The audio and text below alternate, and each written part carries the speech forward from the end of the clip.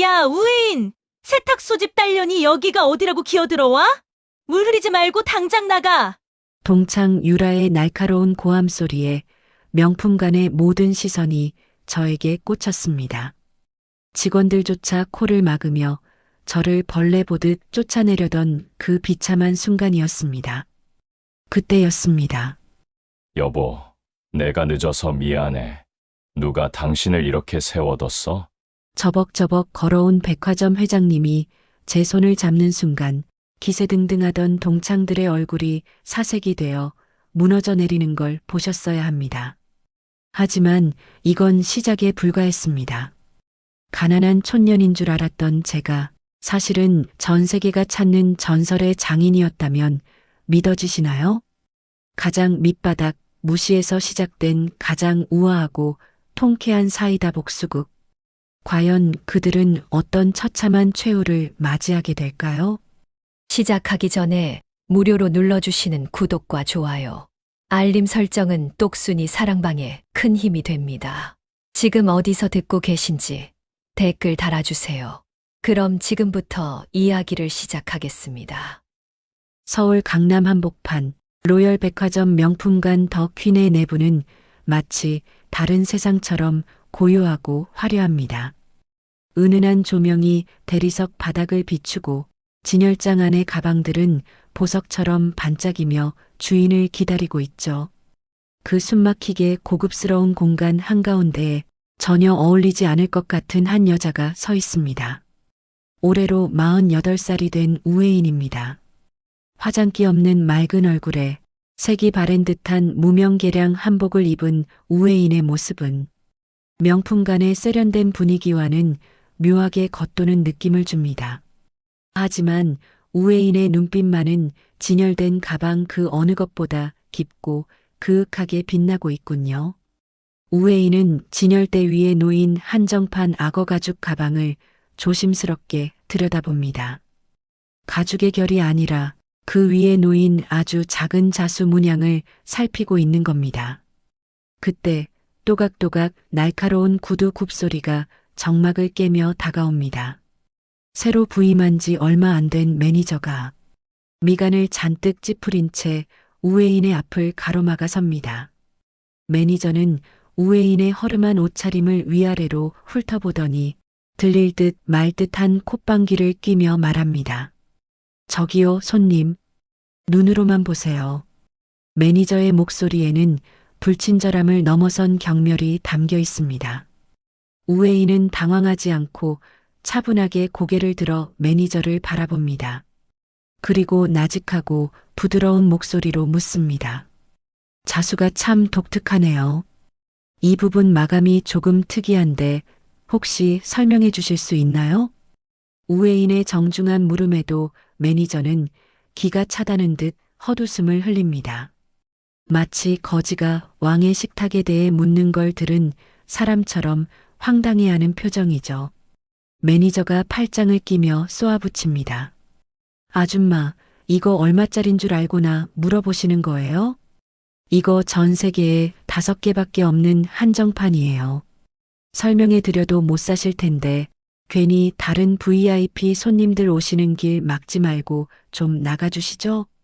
매니저는 손을 휘휘 내저으며 우혜인을 매장 밖으로 몰아내려 합니다.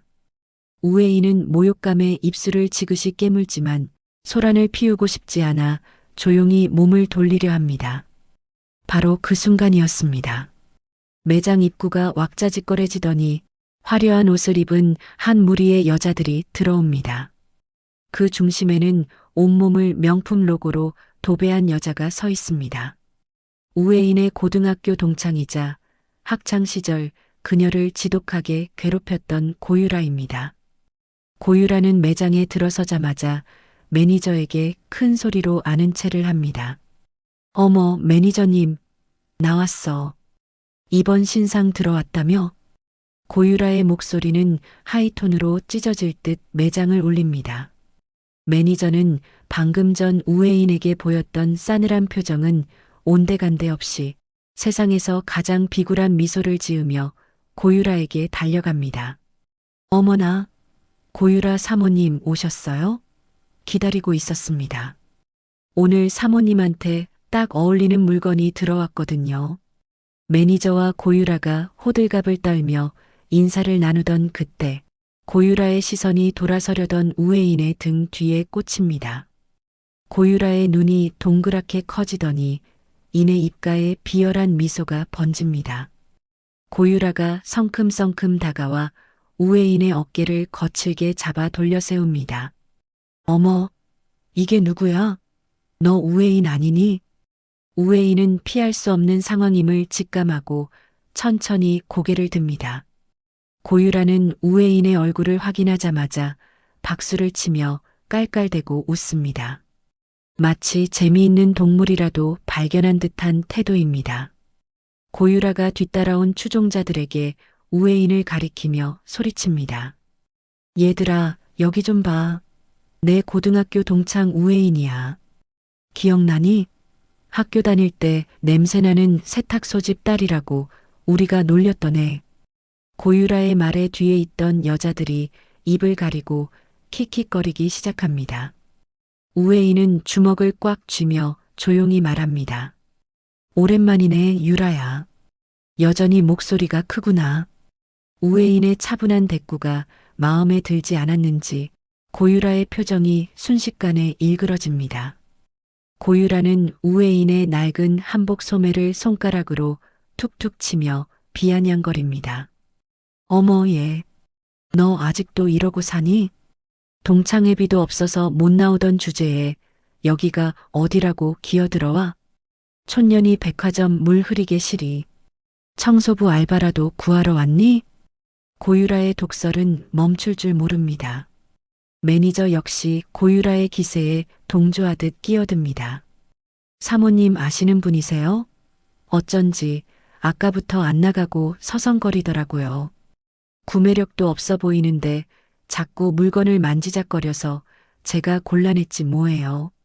매니저의 말에 고유라는 의기양양하게 콧소리를 냅니다. 어머, 매니저님. 얘네 집이 원래 가난해서 그래. 이런 고급 가방은 평생 구경도 못 해봤을 텐데 만져보고라도 싶었겠지. 야, 우회인. 너 설마 이거 훔치려고 했던 건 아니지? 고유라의 터무니없는 모함에 우회인의 얼굴이 붉게 달아오릅니다. 더 이상 참을 수 없어진 우회인이 떨리는 목소리로 반박합니다. 말 조심해. 사람을 겉모습만 보고 판단하는 버릇은 여전하구나. 우회인의 말대꾸에 고유라의 눈꼬리가 사납게 치켜 올라갑니다. 고유라는 핸드백을 고쳐 매며 매장 전체가 떠나가라 소리를 지릅니다. 이게 어디서 눈을 동그랗게 뜨고 대들어? 야, 보안요원 어디 있어? 당장 이 여자 끌어내. 내가 로열 백화점 BVIP인데 이런 거지 같은 년이랑 같은 공간에 있는 것만으로도 불쾌해 죽겠네. 고유라의 고함 소리에 주변 손님들이 하나둘씩 모여들어 수군거립니다. 매장 직원들이 안절부절 못하며 보안요원을 부르러 뛰어가려는 찰나입니다. 백화점 입구 쪽에서 묵직하고 거대한 공기의 흐름이 느껴집니다. 마치 폭풍우가 몰아치기 직전의 고요함처럼 웅성거림이 순식간에 잦아듭니다.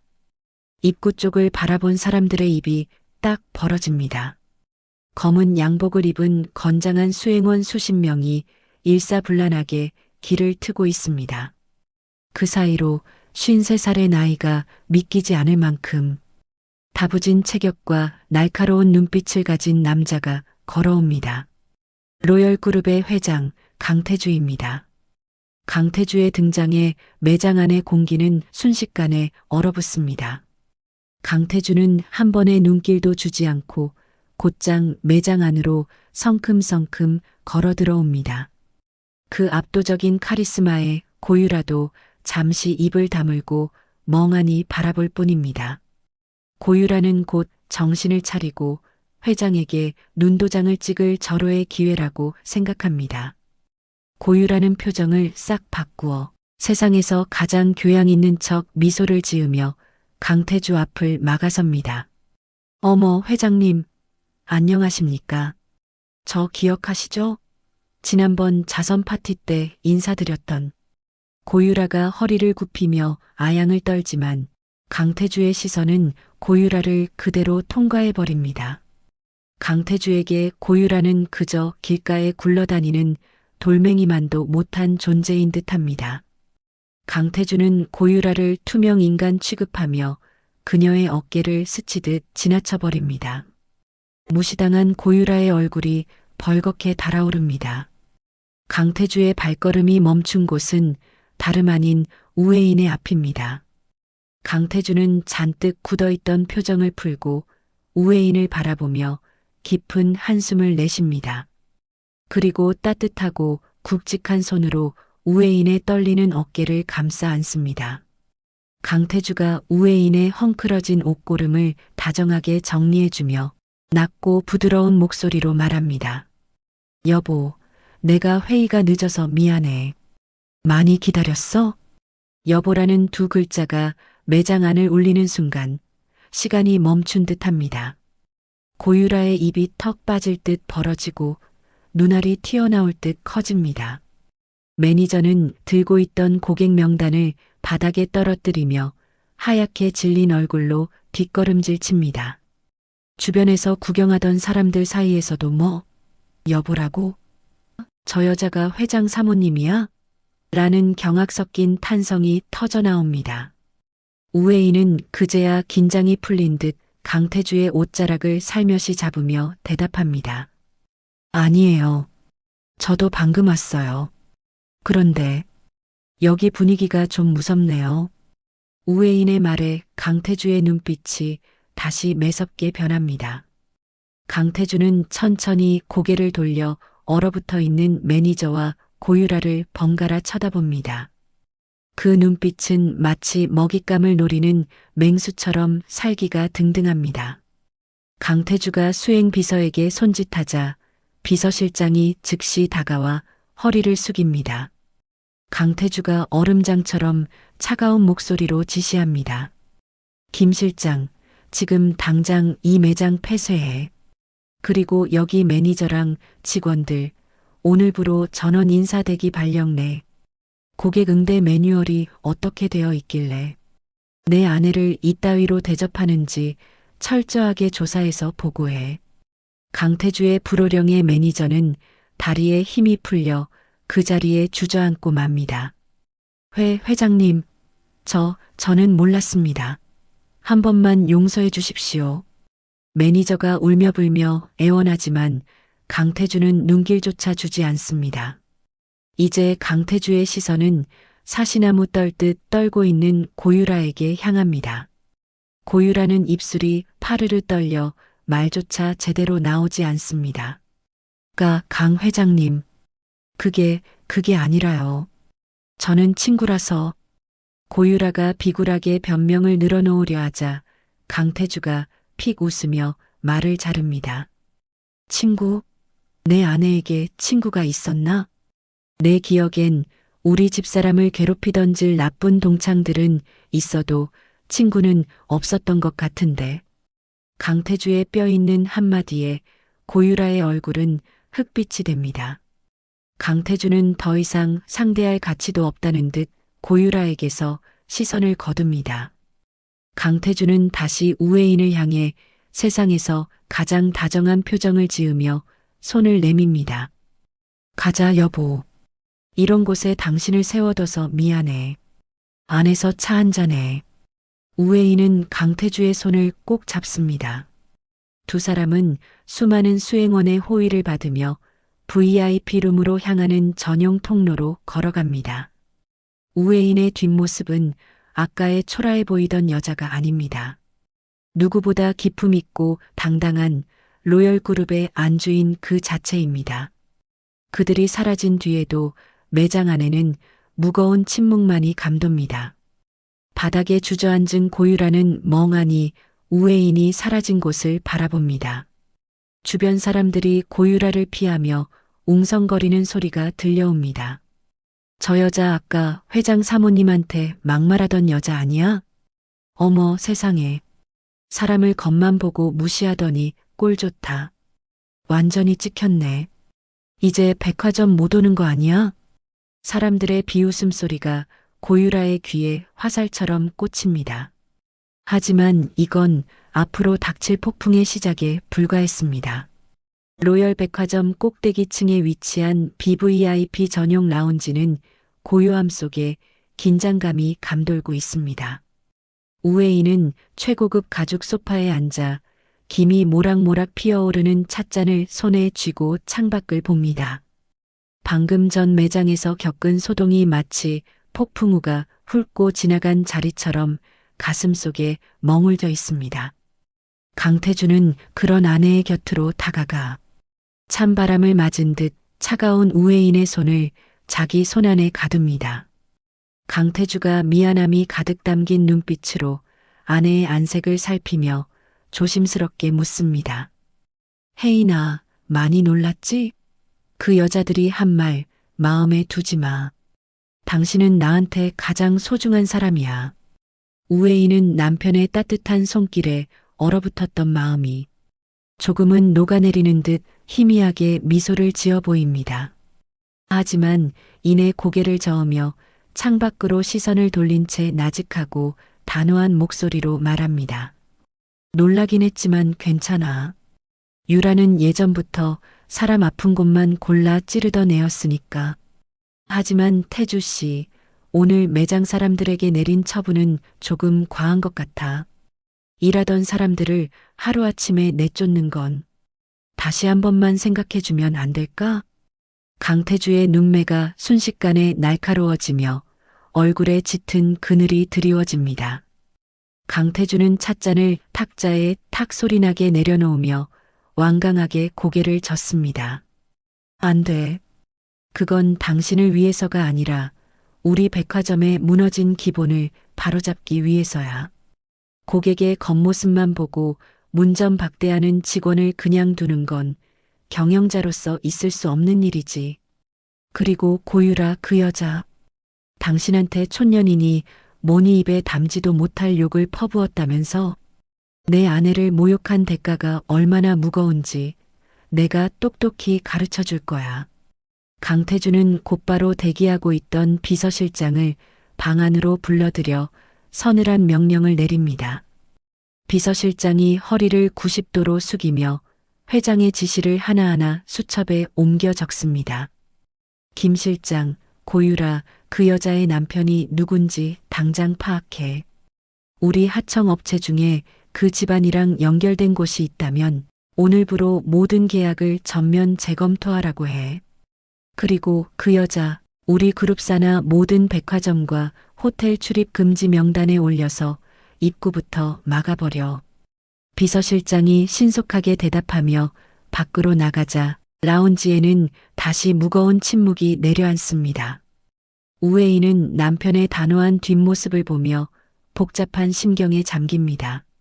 한편 백화점 후문으로 쫓겨나다시피 나온 고유라는 씩씩거리며 자신의 외제차에 올라탑니다. 분노로 얼굴이 시뻘겋게 달아오른 고유라가 핸들을 거칠게 내리치며 목이 터져라 비명을 지릅니다. 아, 말도 안 돼. 우회인 그년이 회장 사모님이라고?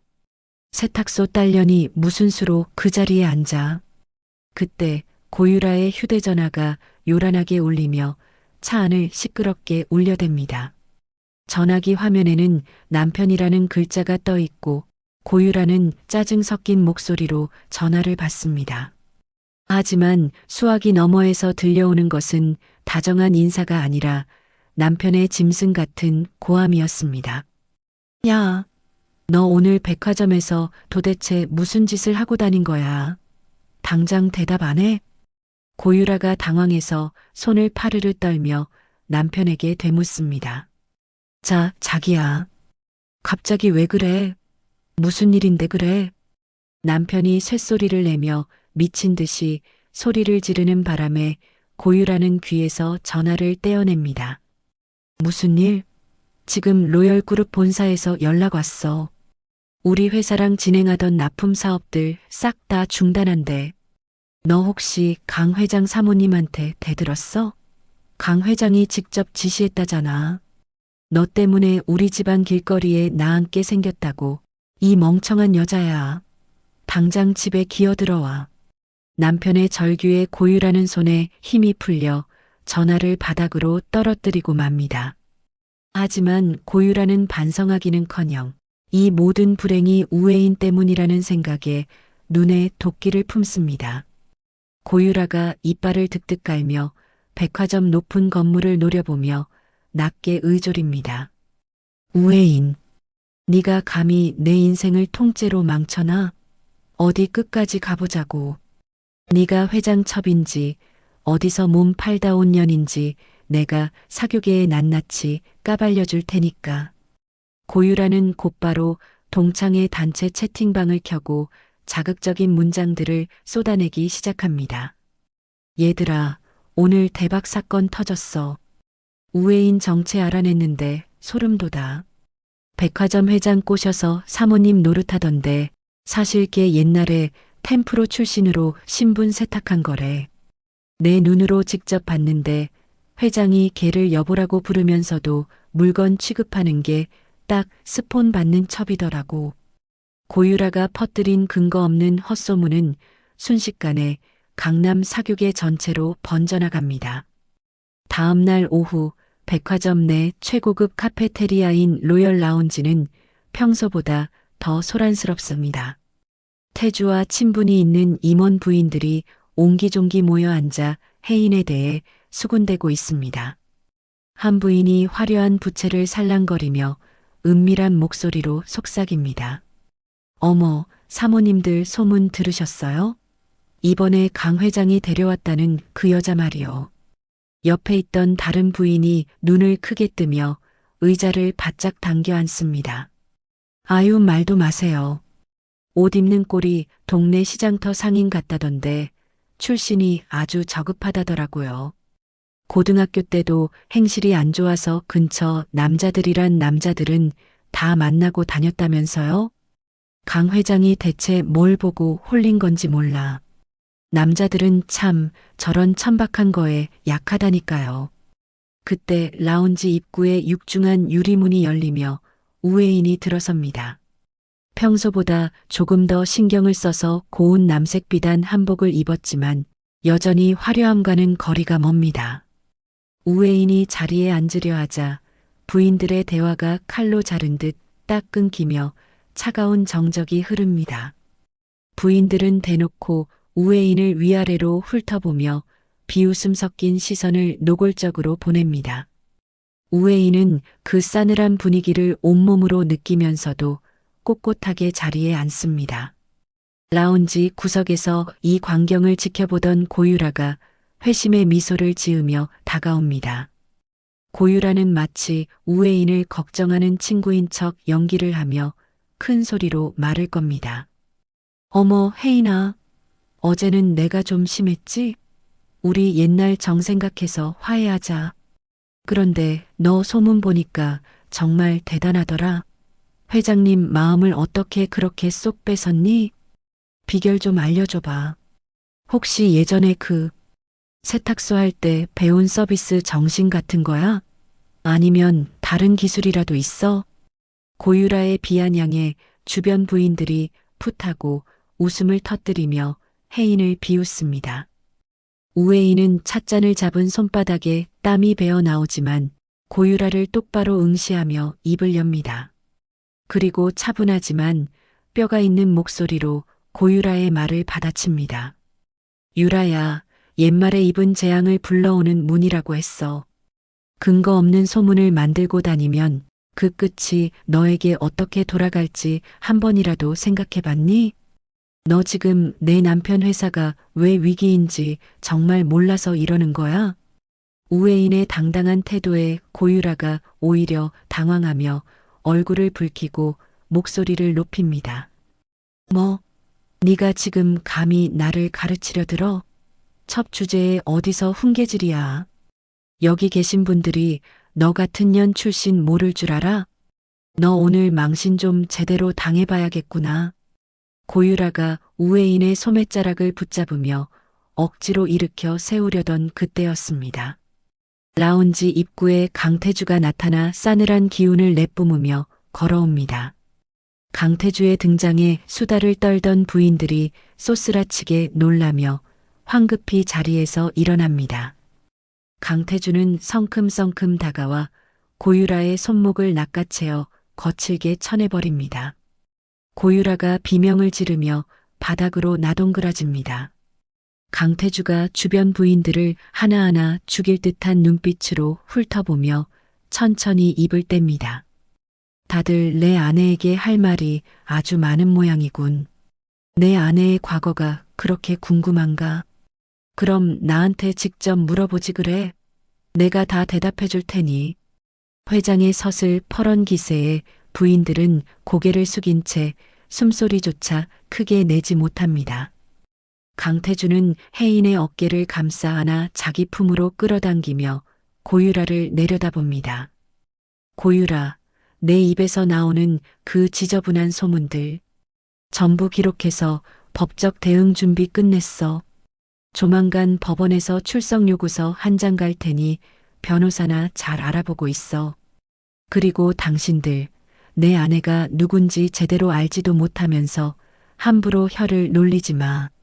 조금 있으면 당신들이 감히 쳐다보지도 못할 뿐이라는 걸 온 세상이 알게 될 테니까. 강태주는 혜인을 데리고 얼어붙은 라운지를 빠져나옵니다. 라운지에 남겨진 사람들은 서로의 눈치만 보며 사색이 되어 벌벌 떨고 있습니다. 태주는 복도를 걸으며 혜인의 손을 꼭 쥐고 다정하게 묻습니다. 혜인아, 저런 속물들 상대하느라 고생 많았어. 손이 왜 이렇게 차가워? 내일 백화점 창립기념 파티. 정말 나갈 수 있겠어? 힘들면 내가 취소해도 돼. 혜인은 잠시 발걸음을 멈추고 남편의 깊은 눈을 뚫어지게 바라봅니다. 그리고 결연한 표정으로 고개를 끄덕이며 힘주어 대답합니다. 아니, 나갈 거야. 이제 더 이상 당신 뒤에 숨어 있고 싶지 않아. 내가 누구인지, 내가 어떤 일을 하는 사람인지 그 사람들에게 똑똑히 보여줄 거야. 태주 씨, 나 끝까지 믿어줄 거지? 나 정말 잘 해내고 싶어. 태주는 혜인의 굳은 결심을 확인하고는 대견하다는 듯 미소 짓습니다. 당연하지. 당신은 내가 아는 가장 아름답고 실력 있는 장인이야. 내일 기대해도 좋아. 당신의 진가를 알게 되면 세상이 깜짝 놀랄 테니까. 태주의 응원에 혜인은 마음을 다잡으며 파티 준비를 시작합니다. 하지만 그 시각 고유라는 파티장에서 혜인을 완전히 무너뜨릴 최후의 비책을 준비하고 있었습니다. 운명의 백화점 창립기념 파티가 서서히 다가오고 있었습니다. 로열 백화점 메인홀은 창립기념 파티를 축하하는 화려한 수만 송이의 생화와 웅장한 오케스트라 선율로 가득 차 있습니다. 대한민국 정계와 재계의 거물들이 한자리에 모인 이곳은 겉으로는 우아한 샴페인 잔이 오가지만 속으로는 온갖 시기와 추문이 소용돌이치는 전쟁터와 같습니다. 은은한 조명이 대리석 바닥을 비추고 수천만 원을 호가하는 드레스와 보석들이 조명 아래서 눈부시게 번뜩이며 주인들의 탐욕을 대변하고 있죠. 우에이는 자신이 직접 수개월 동안 밤을 지새우며 자수를 놓아 만든 은은한 진주빛깔의 한복 드레스를 입고 강태주의 팔짱을 낀 채 파티장에 들어섭니다. 하지만 입구에 들어서는 순간 파티장의 공기는 약속이라도 한 듯 싸늘하게 식어버리고 사람들의 눈동자에는 노골적인 경멸과 호기심이 뒤섞여 서립니다. 고유라가 어젯밤부터 사교계 단체 대화방에 뿌려댄 세탁 소집 딸의 신분 세탁과 회장의 숨겨진 첩이라는 더러운 소문이 이미 파티장 전체를 집어삼킨 탓입니다. 강태주는 곁에서 아내의 손이 미세하게 떨리는 것을 느끼고는 그녀의 손을 더욱 꽉 쥐어주며 꼿꼿하게 허리를 펴고 무대 중앙으로 향합니다. 그는 주변의 시선을 하나하나 짓밟듯 강렬한 눈빛을 쏘아보내며 혜인의 곁을 지키는 든든한 성벽이 되어주고 있습니다. 그때 파티장에 초청받지 못한 고유라가 남편의 거래처 지인에게 매달려 기어코 행사장 구석 테이블에 자리를 잡고 앉아 있는 모습이 보입니다.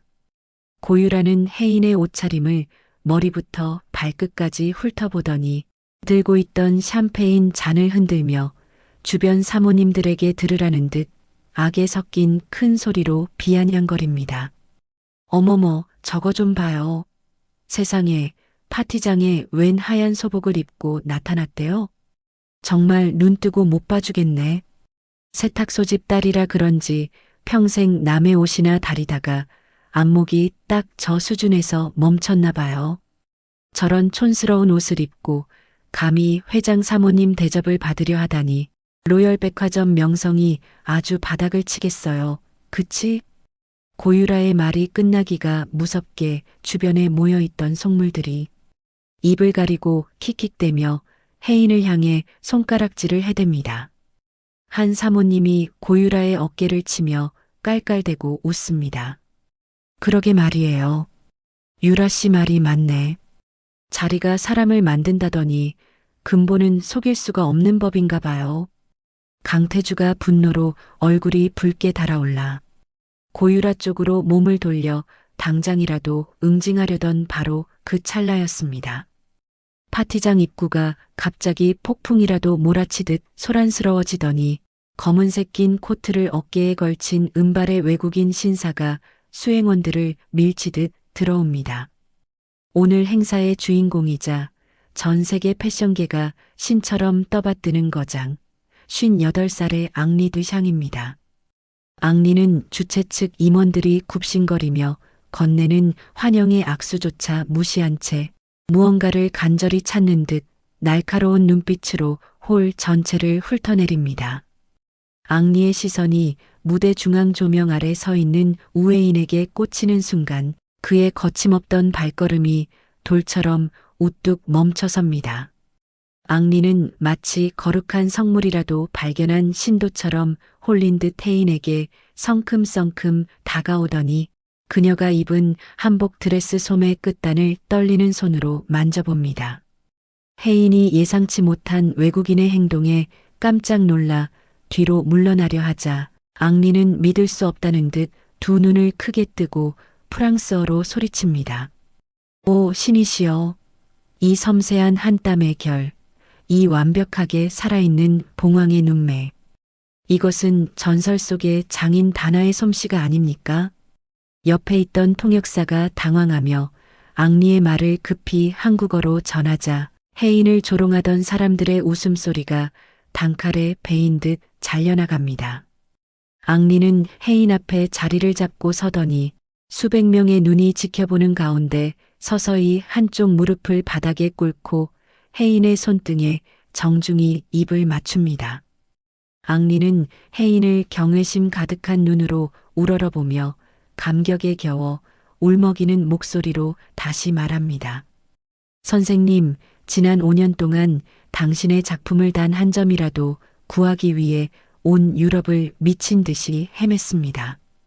이름도 얼굴도 숨긴 채 베일에 쌓여있던 천재 아티스트를 이곳 한국에서 뵙게 될 줄이야 제 인생 최고의 행운이자 영광입니다. 장내에는 바늘 하나 떨어지는 소리가 들릴 만큼 무겁고 차가운 정적이 내려앉습니다.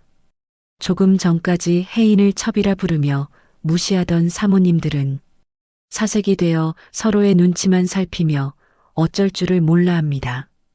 방금까지 고유라와 맞장구를 치던 사모님은 슬그머니 뒷걸음질을 치며 시선을 피하기 바쁩니다. 특히 구석에서 비웃음을 날리던 고유라는 손에 들고 있던 샴페인 잔을 바닥에 떨어뜨려 깨뜨리며 넋이 나간 표정으로 중얼거립니다. 말도 안 돼. 장인? 전설의 장인이라고? 앙리가 나이가 들어서 노망이라도 난 거 아니야? 고유라는 도저히 현실을 받아들이지 못하고 자리에서 벌떡 일어나 혜인 쪽으로 달려오며 악을 씁니다. 그녀의 얼굴은 질투와 분노로 일그러져 귀신 같은 형상을 하고 있습니다. 앙리 선생님, 속지 마세요. 이 여자는 그냥 동네 세탁소집 딸년이에요. 저 옷도 분명히 어디 시장 바닥에서 주워 입은 가짜란 말이에요. 당장 이 사기꾼 여자를 고소하세요. 고유라의 갑작스러운 난동에 앙리의 미간이 깊게 패이며 얼굴이 험악하게 일그러집니다. 앙리는 통역사도 거치지 않고 고유라를 향해 서툰 한국어로 단호하고 묵직하게 일갈합니다. 그의 목소리는 파티장 천장을 울릴 만큼 크고 위엄이 있습니다. 입 닥치세요. 당신 같은 저급한 안목을 가진 사람이 감히 이 위대한 예술을 모욕하다니. 당신 눈에는 이 신성한 자수가 그저 실 조각으로 보입니까? 그렇다면 당신 영혼이 바로 쓰레기인 겁니다. 천박한 입으로 위대한 거장을 더럽히지 말고 당장 내 눈앞에서 사라지세요. 앙리의 불호령에 고유라는 뺨이라도 한 대 맞은 듯 멍해진 채 입을 벌리고 바들바들 떨며 서 있습니다. 강태주는 기회를 놓치지 않고 차가운 미소를 지으며 혜인의 어깨를 감싸 안고 한 걸음 앞으로 나섭니다. 앙리 선생님, 귀한 손님을 몰라보고 무례하게 지저대는 자가 있어 송구할 따름입니다. 이쪽은 제 아내이자 당신이 그토록 찾으시던 작가다나 우회인이 맞습니다. 제 아내는 자신의 배경이 아닌 오직 실력으로 평가받고 싶어 지금까지 정체를 숨겨왔던 것입니다. 이제야 그 베일을 벗게 되었군요. 태주의 공식적인 선언에 파티장은 순식간에 벌집을 건드린 듯 발칵 뒤집히고 기자들의 플래시가 혜인을 향해 폭죽처럼 터져 나옵니다.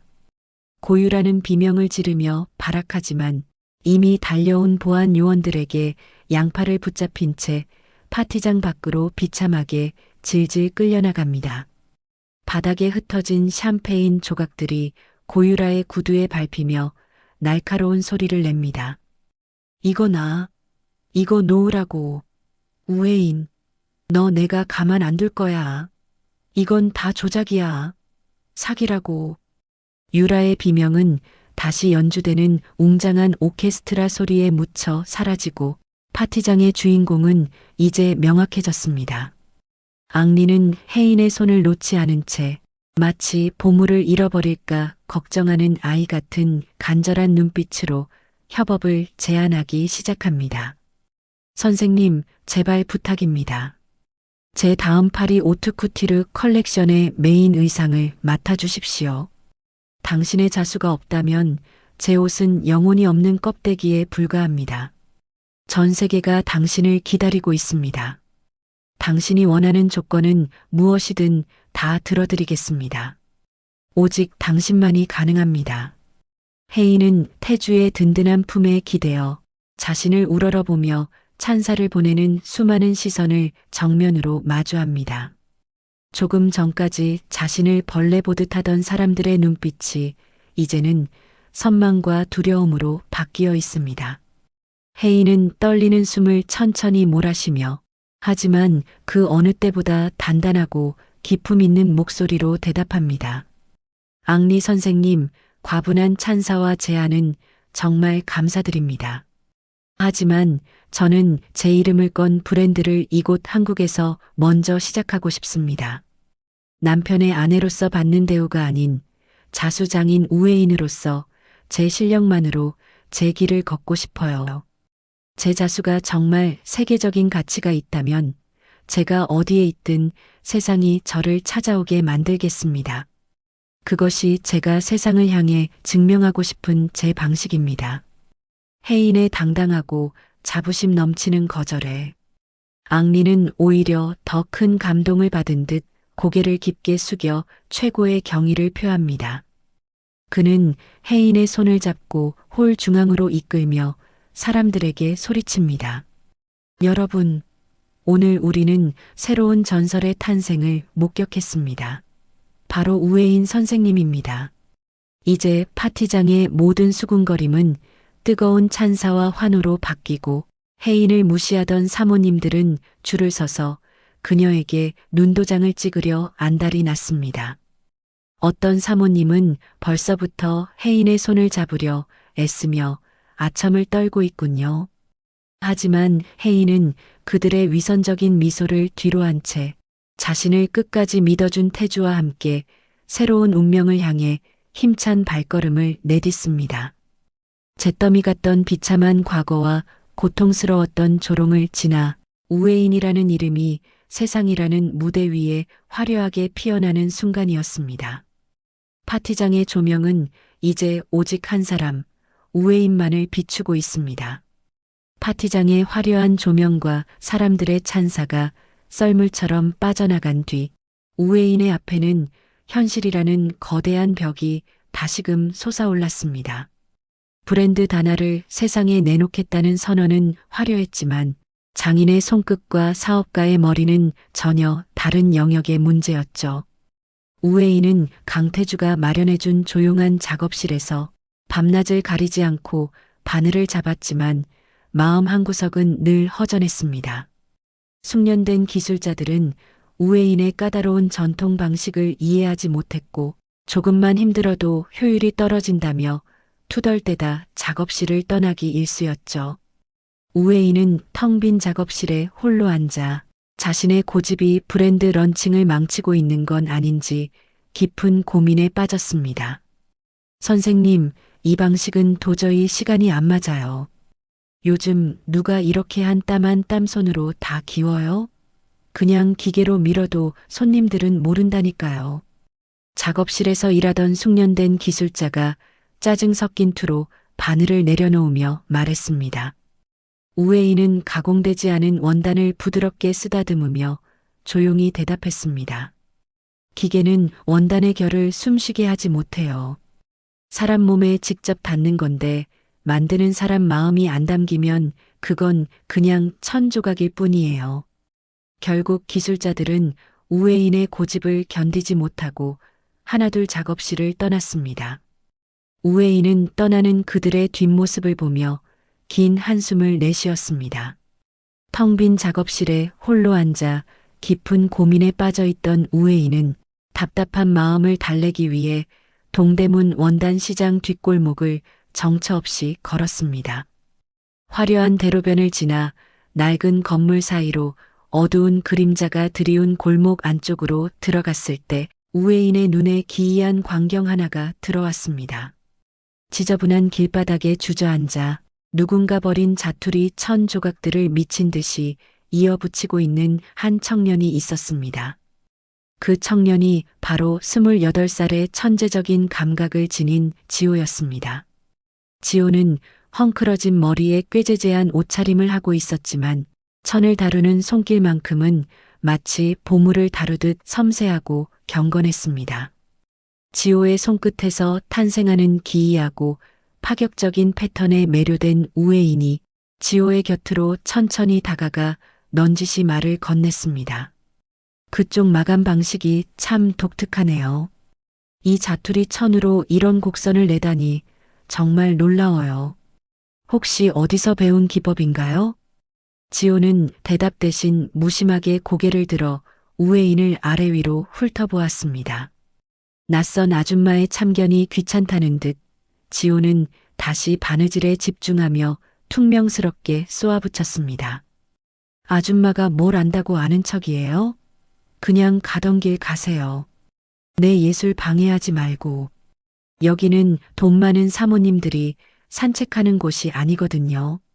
지호의 거친 말투에도 우회인은 미소를 지으며 무릎을 굽히고 지호의 옆에 앉았습니다. 우회인은 지호가 애를 먹고 있던 두꺼운 원단 겹친 부분을 슬쩍 낚아채 순식간에 전통 침선장의 비기인 어금 맥기질로 단단하게 꿰어냈습니다. 놀란 지호가 눈을 크게 뜨며 우회인의 손을 덥석 잡고 소리쳤습니다. 이게 어떻게 이렇게 부드럽게 넘어가요? 이 두꺼운 걸 바늘 한 번 안 부러뜨리고 아줌마 정체가 대체 뭐야? 손놀림이 사람이 아니잖아. 지호의 목소리가 골목 안을 울릴 정도로 커졌습니다.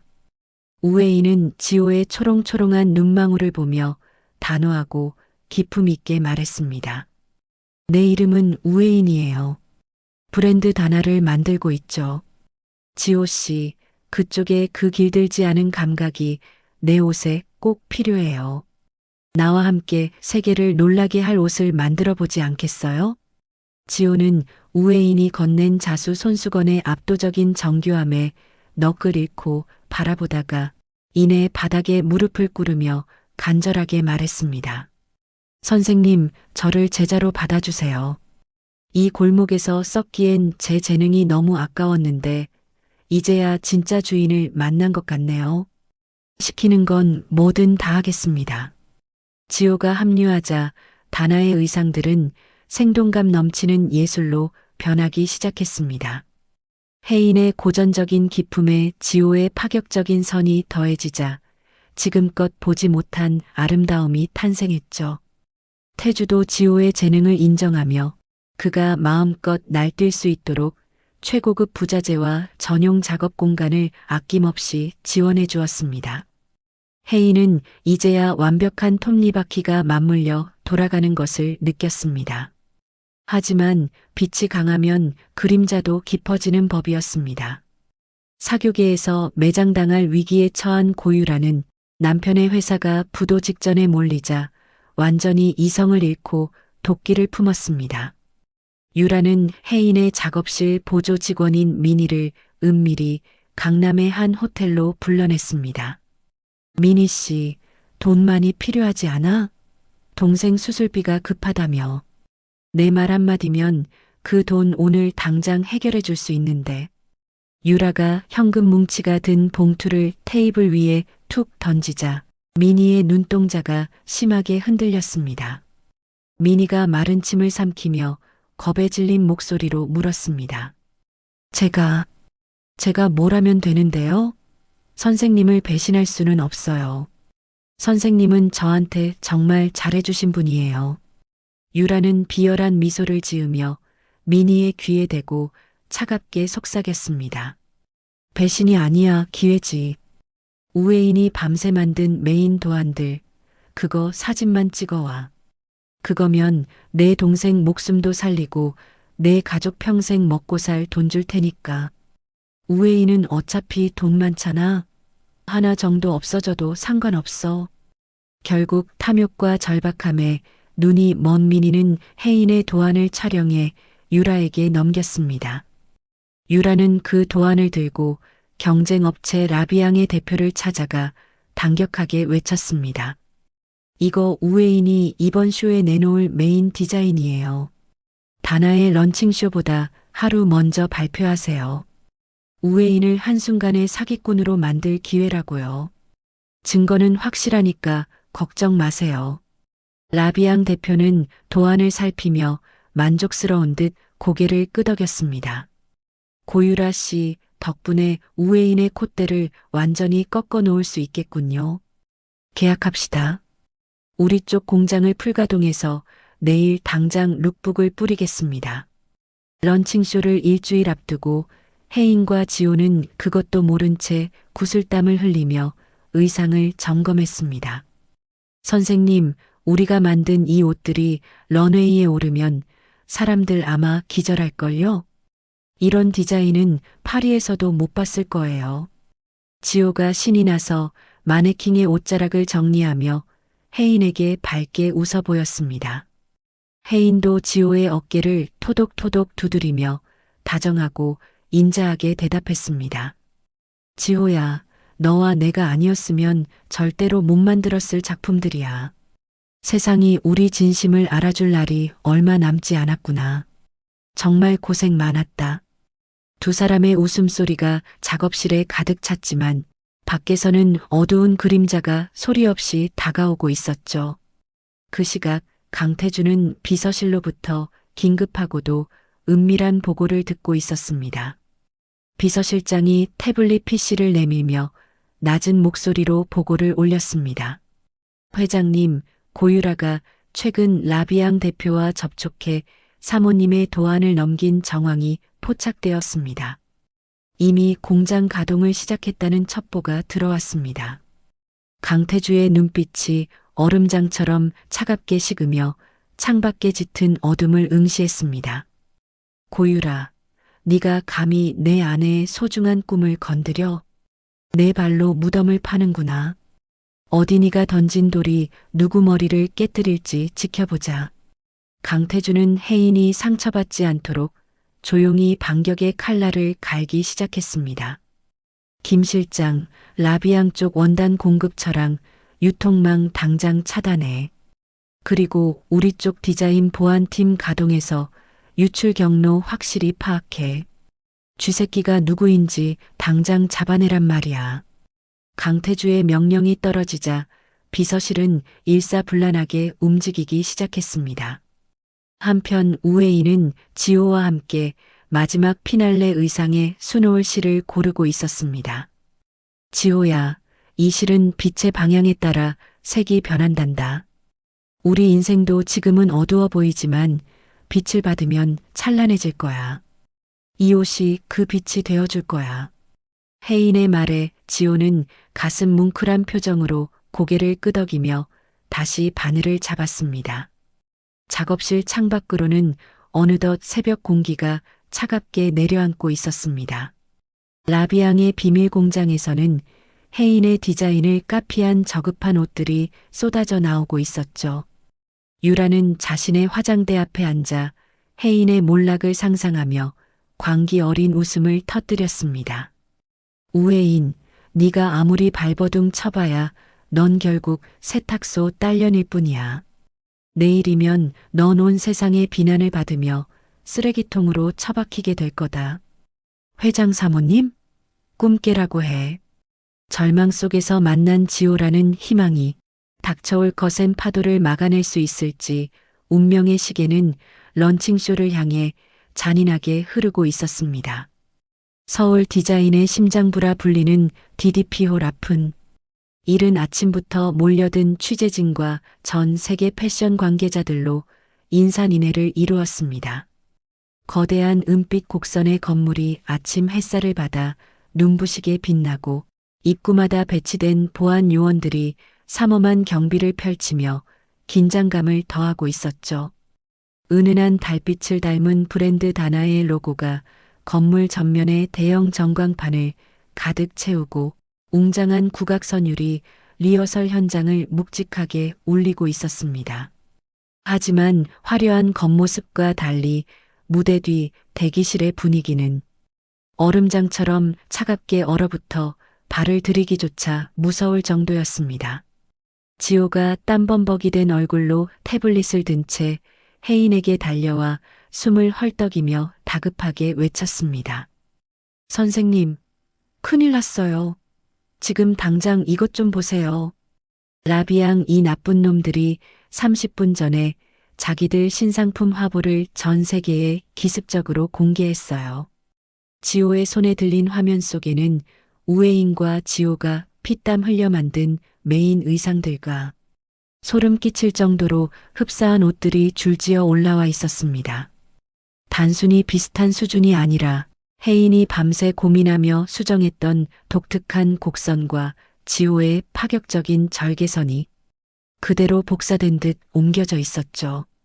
대기실에 있던 스태프들은 사색이 되어 서로의 눈치만 살피며 술렁이기 시작했고 입구 쪽에서는 벌써 소문을 들은 기자들이 해명을 요구하며 문을 쾅쾅 두드리고 있었습니다.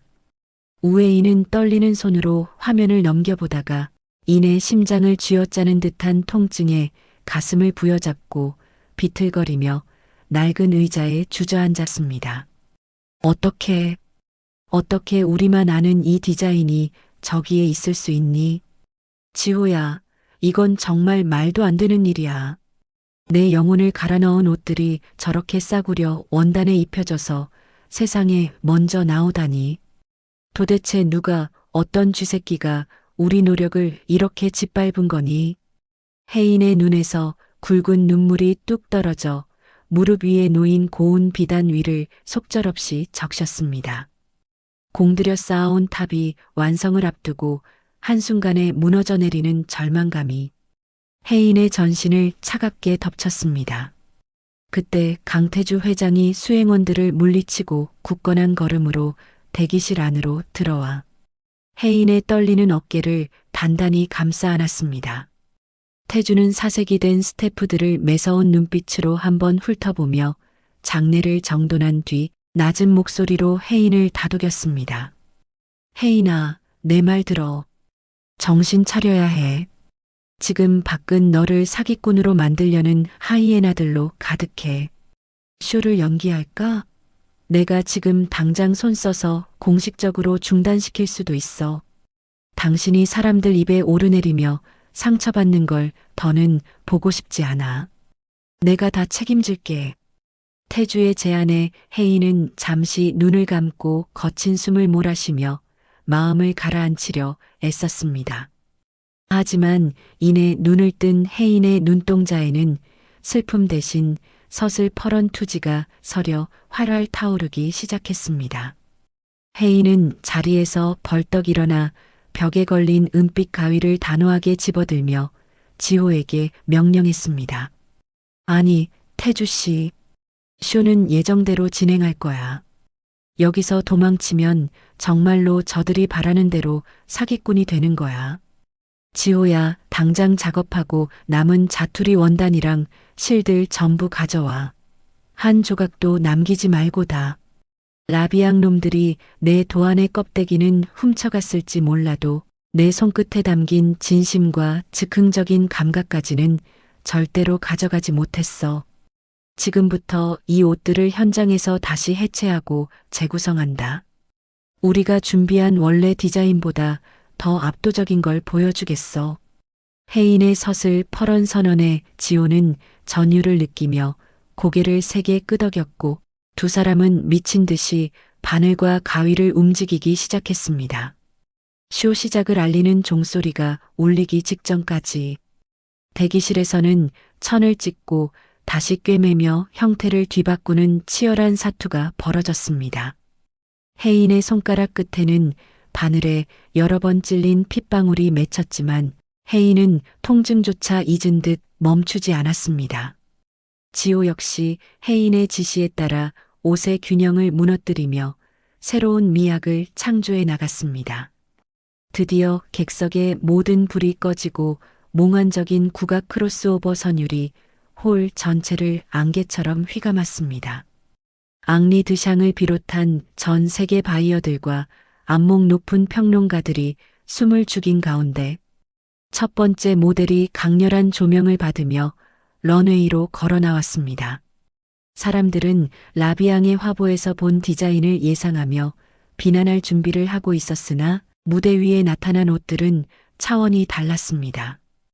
혜인이 현장에서 과감하게 덧붙인 비대칭 자수와 지호가 파격적으로 커팅한 선들이 조화되어 마치 살아 움직이는 전통 수묵화가 런웨이 위에서 춤을 추는 듯한 신비로운 분위기를 자아내고 있었죠.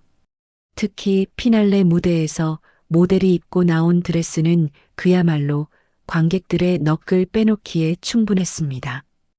혜인이 즉석에서 붉은 실로 촘촘하게 수놓은 입체적인 꽃문양이 강렬한 조명을 받을 때마다 실제 불꽃처럼 화려하게 타올랐습니다. 객석 곳곳에서는 낮은 탄성이 터져나왔고 깐깐하기로 소문난 앙리 드샹은 입을 다물지 못한 채 자리에서 일어나 박수를 치기 시작했습니다. 그가 박수를 치자 얼어붙어 있던 관객들도 하나둘 일어났고 홀은 이내 떠나갈 듯한 기립박수와 환호성으로 가득 찼습니다. 혜인은 지호의 손을 꼭 잡고 무대 위로 올라와 고개를 깊게 숙여 관객들에게 인사했습니다.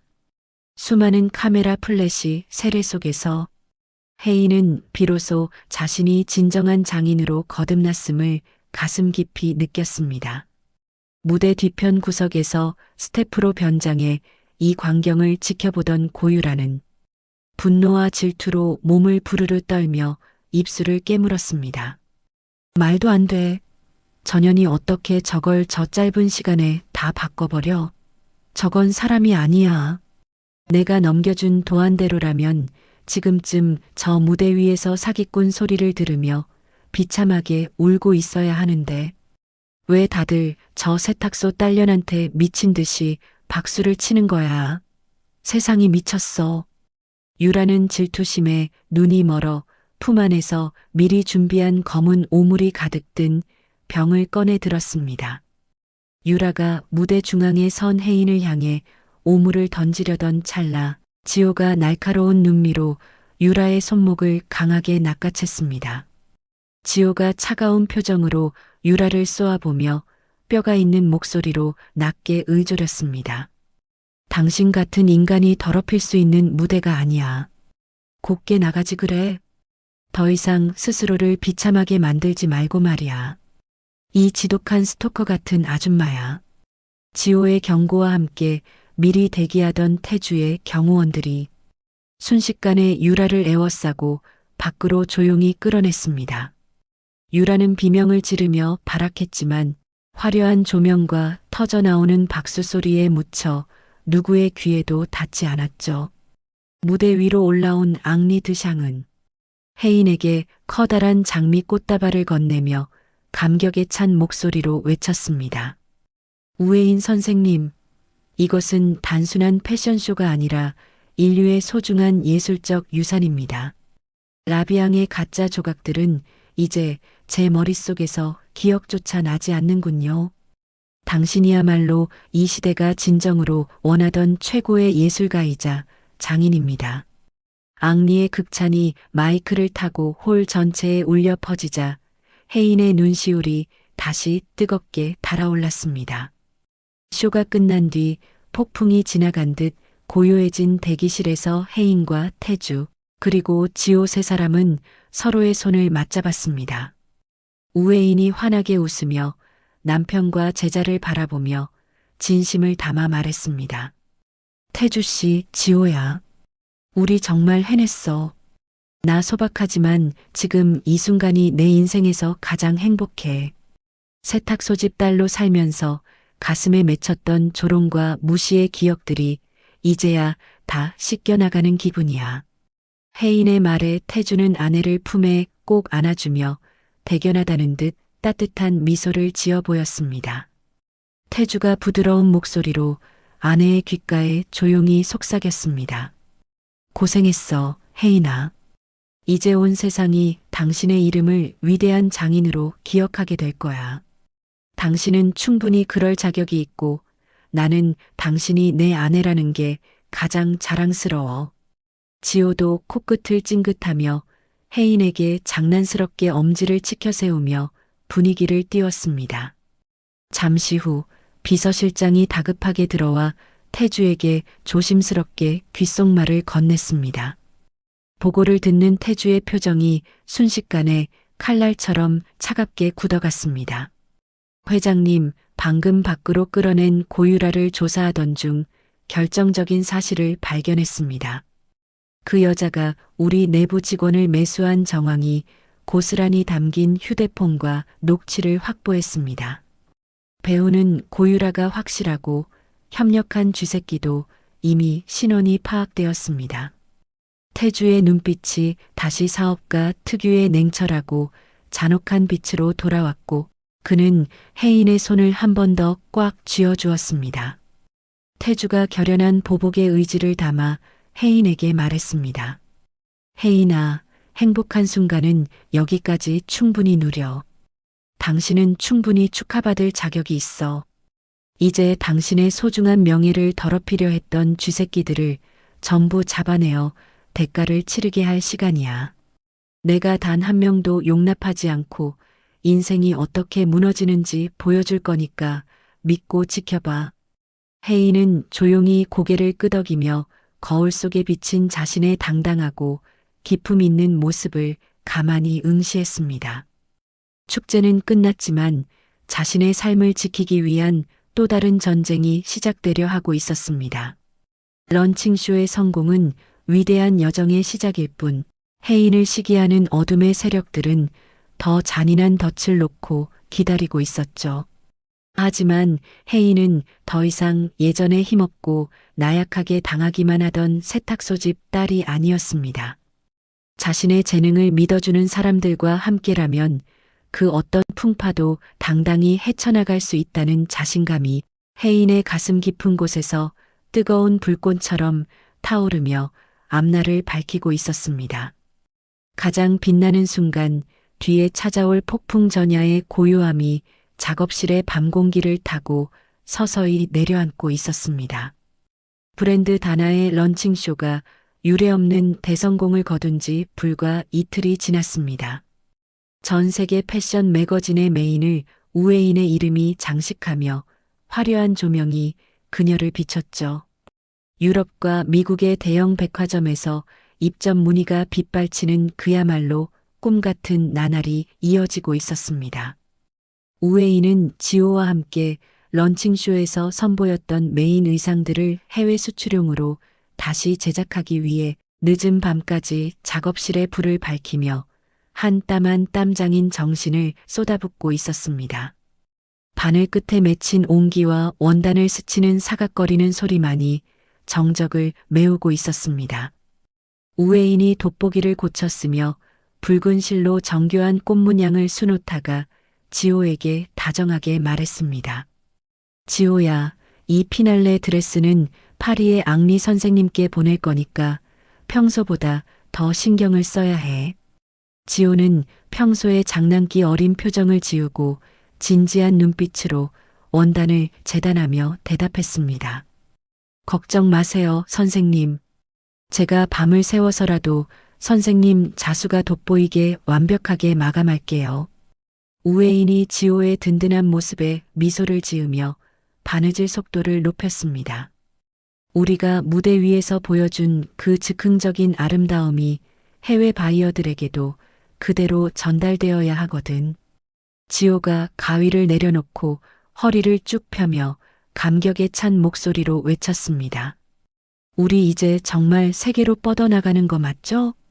어제까지만 해도 시장 뒷골목에서 버려진 1000조각을 줍던 제가 이런 명품을 만들고 있다니 아직도 꿈만 같아요. 두 사람이 희망찬 미래를 설계하며 작업에 열중하던 그때 강태주 회장이 정장 차림으로 작업실에 들어와 우웨인의 어깨를 부드럽게 주물러 주었습니다.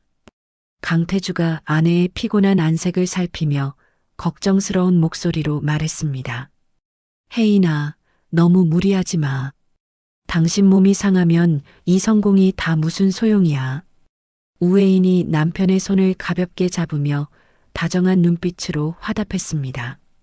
조금만 더 하면 돼요. 태주 씨도 오늘 회의 많았을 텐데 고생 많았어요. 강태주가 아내의 손등에 입을 맞추며 부드럽게 권유했습니다. 오늘은 이만하고 들어가서 좀 쉬자. 내가 근처에 당신이 좋아하는 정갈한 한정식 집을 예약해뒀어. 지호군도 같이 가서 영양 보충 좀 하지. 우웨이는 남편의 다정한 권유에 못 이기는 척 바늘을 내려놓으며 미소 지었습니다. 세 사람이 작업실 문을 꼼꼼히 걸어 잠그고 퇴근한 지 불과 몇 시간이 지나지 않았을 때였습니다. 어둠이 짙게 깔린 새벽 2시 무렵 정막이 흐르는 작업실 건물 뒷문으로 검은 모자를 깊게 눌러 쓴 남자가 그림자처럼 소리 없이 나타났습니다. 남자는 미리 파악해둔 듯 익숙한 솜씨로 보안 장치의 배선을 끊어버리고 작업실 내부로 침입했습니다. 남자는 준비해온 커다란 기름통을 꺼내 우웨인이 애지중지하던 최고급 비단 원단들 위에 무차별적으로 뿌려댔습니다. 이미 완성되어 수출 포장까지 마친 의상들 위에도 독한 기름 냄새가 진동하며 스며들었습니다. 남자가 주머니에서 라이터를 꺼내 불을 켜자 작은 불꽃이 기름 젖은 바닥에 닿는 순간 작업실은 순식간에 거대한 화염에 휩싸이며 모든 것을 삼키기 시작했습니다. 새벽 3시 무렵 우웨이는 비보를 전하는 전화를 받고 겉옷도 제대로 걸치지 못한 채 현장으로 미친 듯이 달려왔습니다. 건물 전체를 집어삼킬 듯 타오르는 시커먼 연기와 하늘을 찌를 듯한 붉은 불길이 우웨인의 눈동자에 맺혔습니다. 우웨인은 비명조차 지르지 못한 채 무너져 내리듯 차가운 아스팔트 바닥에 주저앉았습니다. 우회인이 타오르는 불길을 향해 손을 뻗으며 오열 섞인 목소리로 울부짖었습니다. 안 돼. 내 옷들이 저기 있는데. 지호랑 내가 밤새운 자수들이 다 저 안에 있단 말이야. 우회인이 불길 속으로 뛰어들려 발버둥 쳤지만 강태주가 그녀를 필사적으로 끌어안아 막아섰습니다. 강태주가 울먹이는 우회인을 가슴에 묻으며 굳은 목소리로 다독였습니다. 안 돼, 혜인아. 위험해. 제발 정신 차려. 강태주의 양복 상의가 우회인의 절규와 눈물로 흠뻑 젖어들었고 우회인은 짐승 같은 울음을 터뜨리며 가슴을 쥐어뜯었습니다. 날이 밝고 간신히 화재가 진압된 후 우회인은 잿더미가 되어버린 작업실 안으로 무거운 발걸음을 옮겼습니다. 어제까지만 해도 찬란한 빛을 내뿜던 비단들은 검은 숯덩이가 되어 발에 밟힐 때마다 비참하게 바스러졌습니다. 우회인의 혼이 담겼던 자수들은 형체를 알아볼 수 없을 정도로 녹아내려 검게 타버렸습니다. 지호는 타버린 마네킹 옆에서 머리를 감싸 쥐고 소리 없이 흐느끼고 있었습니다. 우회인은 넋이 나간 사람처럼 타다 남은 바늘 한 개를 주워들고 멍하니 서 있었습니다. 그때 비서실장이 어두운 표정으로 다가와 강태주 회장에게 서류 뭉치를 내밀었습니다. 비서실장이 주위를 살피며 낮은 목소리로 긴급한 보고를 올렸습니다. 회장님, 상황이 아주 심상치 않습니다. 단순히 불이 난 게 아닙니다. 강태주가 미간을 찌푸리며 비서실장을 쏘아보며 물었습니다. 무슨 소리야? 화재 원인이라도 나온 건가? 비서실장이 신문 기사를 띄운 태블릿을 내밀며 조심스럽게 대답했습니다. 라비앙 측에서 기다렸다는 듯이 기사를 냈습니다. 다나의 의상들이 제작 과정에서 검증되지 않은 불량 원단을 사용해 발화 위험이 있었다는 루머를 퍼뜨리고 있어요. 강태주의 눈빛이 살벌하게 번뜩이며 서류를 움켜쥐었습니다. 라비앙 놈들, 기어이 이런 비열한 짓까지 저지르다니. 단순히 옷을 태운 게 아니라 혜인의 인생과 명예까지 통째로 태우려 드는구나. 수출 계약을 맺은 해외 바이어들이 이번 화재와 안전성 논란을 빌미로 일제히 계약 파기를 통보해 왔습니다. 우회인은 충격으로 인해 그날 이후 말문을 닫아버리고 식음을 전폐한 채 방 안에 틀어박혔습니다. 작업실을 잃은 슬픔보다 누군가 자신의 진심을 이토록 잔인하게 짓밟고 모함했다는 사실이 우회인의 영혼을 갈기갈기 찢어놓았습니다. 강태주는 침대에 누워 초점 없는 눈으로 천장만 바라보는 아내를 지켜보며 피가 거꾸로 솟는 분노를 느꼈습니다. 강태주는 즉시 그룹의 보안팀과 전문 사설 탐정들을 가동해 화재 현장의 모든 흔적을 샅샅이 뒤지기 시작했습니다. 강태주가 보안팀장에게 전화를 걸어 얼음장 같은 목소리로 명령했습니다. 누구든 이 불을 지른 놈과 그 배우를 끝까지 찾아내서 내 앞에 데려와. 보안팀장이 단호하게 대답하며 보고를 마쳤습니다. 알겠습니다, 회장님. 즉시 모든 인력을 동원해 추적하겠습니다. 강태주가 창밖을 매섭게 노려보며 낮게 은조렸습니다. 내 아내의 눈물 한 방울당 억배의 대가를 치르게 할 거니까 살아서 도망갈 생각은 꿈도 꾸지 말라고 해. 한편 고유라는 자신의 화려한 아파트 거실에서 와인 잔을 기울이며 소름 끼치는 웃음을 터뜨리고 있었습니다. 라비앙 대표로부터 건네받은 거액의 사례금을 확인하며 완벽한 승리감에 도취해 있었습니다. 고유라가 와인을 한 모금 마시며 거울 속의 자신을 향해 승리감에 젖어 짓거렸습니다. 우회인, 넌 이제 끝이야. 옷이 한 벌도 없는데 무슨 수로 장인 대접을 받겠니? 고유라가 비릿한 미소를 지으며 혼잣말로 비아냥거렸습니다. 전 세계 바이어들이 내 옷이 불량이라고 손가락질하는데 다시 일어설 수 있을 것 같아? 평생 그 잿더미 속에서 울면서 내 수준에 맞게 살라고. 고유라는 방화범에게 해외 도피 자금을 송금하며 모든 흔적을 지웠다고 철석같이 확신했습니다. 하지만 고유라가 간과한 것이 있었습니다. 우회인이 절망에 빠져 있는 동안 지호는 포기하지 않고 잿더미 속을 맨손으로 파헤치고 있었습니다. 손톱 밑에 시커먼 검댕이 박히고 손가락에서 피가 나도 지호는 멈추지 않았습니다. 지호가 타버린 잔해를 걷어내며 거친 숨을 몰아쉬고 중얼거렸습니다.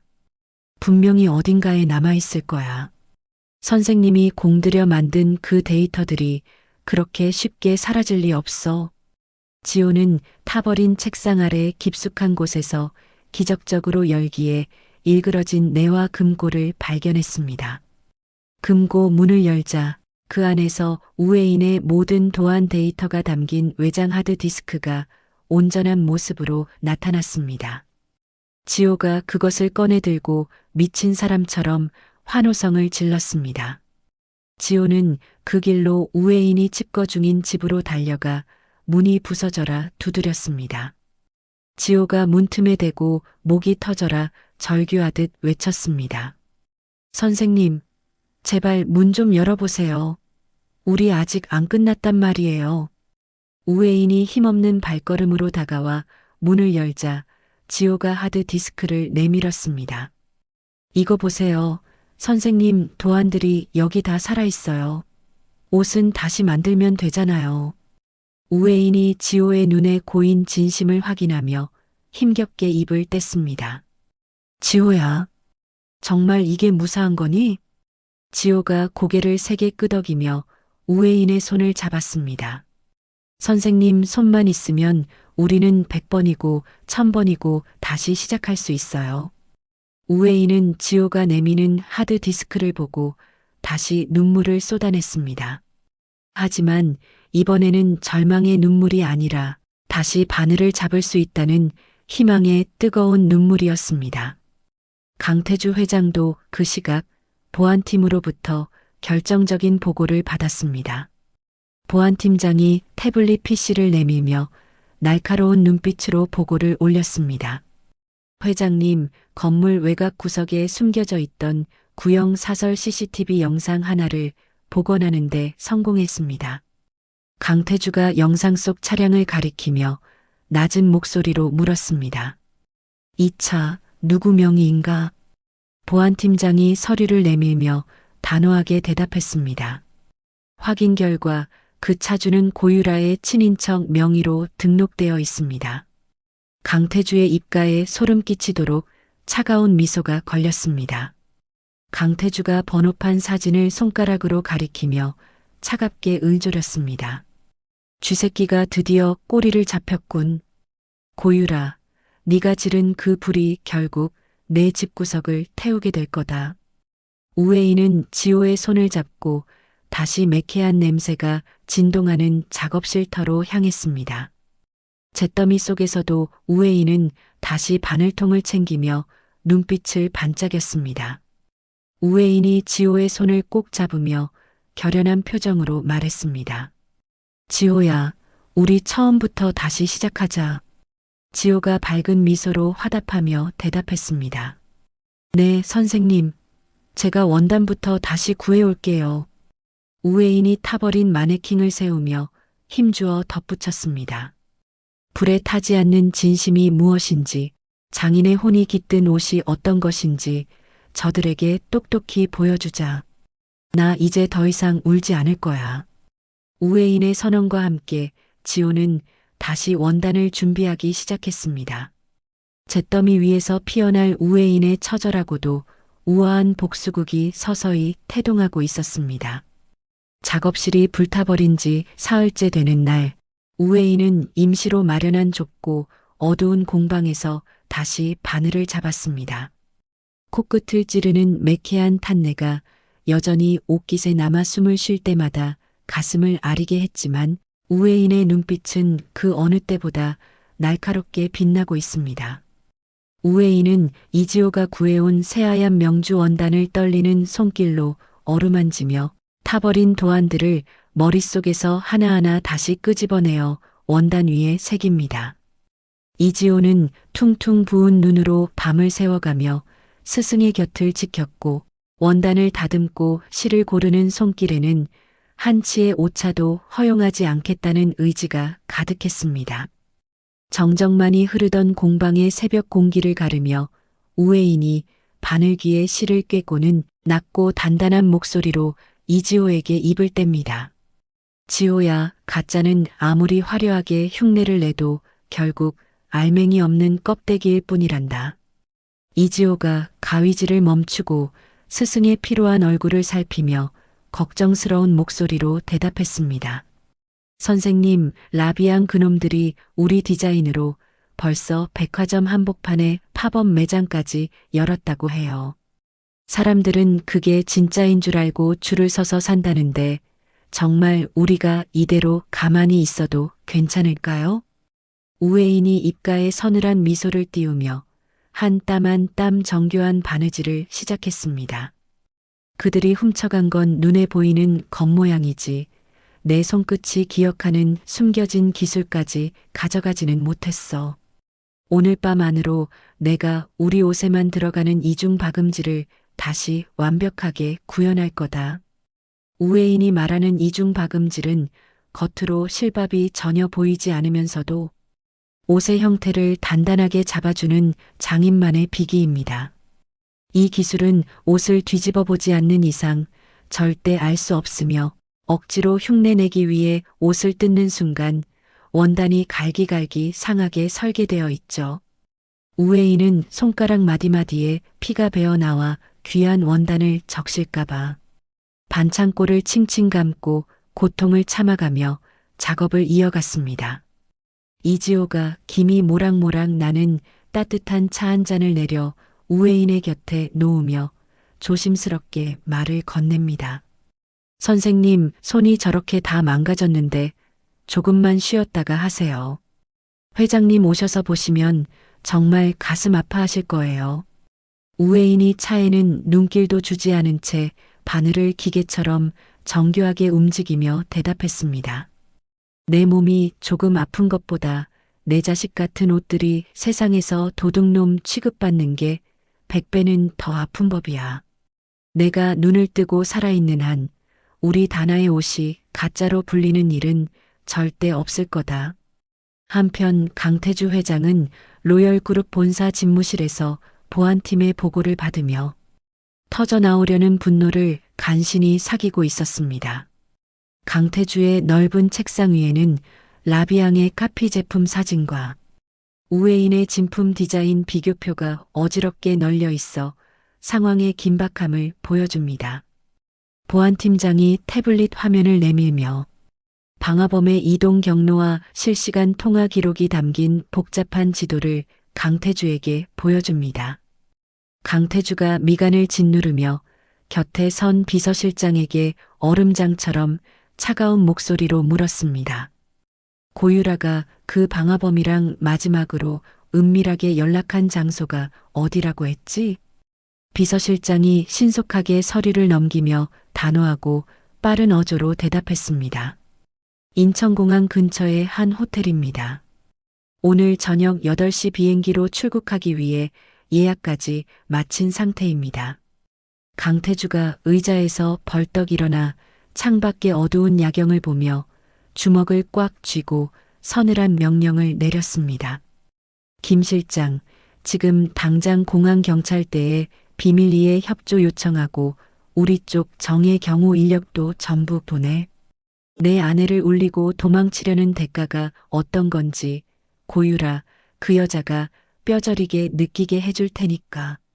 강태주의 명령이 떨어지자마자 일사불란하게 움직이는 수행원들의 무거운 발소리가 복도 끝까지 울려 퍼졌습니다. 강태주는 곧바로 집무실을 빠져나와 지하 주차장으로 향하며 입술을 굳게 다물었습니다. 다시 임시 공방으로 돌아온 우회인은 드디어 피날레 의상의 가장 중요한 안감을 완성해 가고 있었습니다.